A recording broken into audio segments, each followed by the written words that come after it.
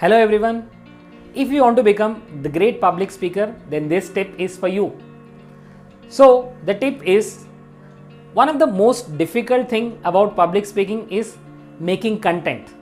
And sometimes if you get suddenly a topic and if you want to speak for 5 minutes or 10 minutes, then how will you generate the content? That is a big question mark, right?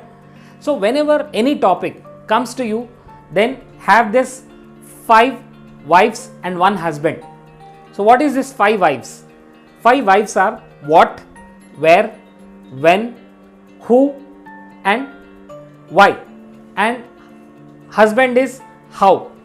So if you are able to answer these 6 questions, 5 W's and 1 H, you will be able to give the best content ever.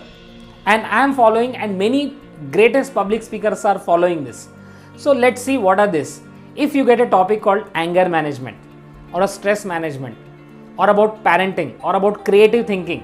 So whenever you get topic, first think what is creative thinking, what is anger management, and what is creativity is all about, and what is parenting. So first explain what, and then explain who requires this creativity, who requires this parenting. So explain about who and why you need it. Explain why you need to have anger management. Explain why you need to have good parenting skills. So start elaborating the topic slowly and gradually. You will be getting ideas.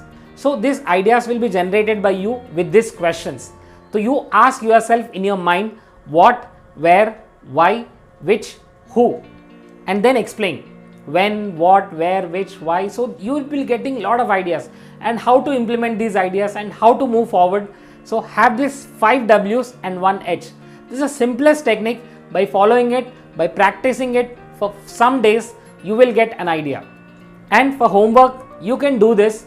Just select any 5 to 6 topics and write this why, where, which, when, how, and then see whether you are able to talk on this topic or not.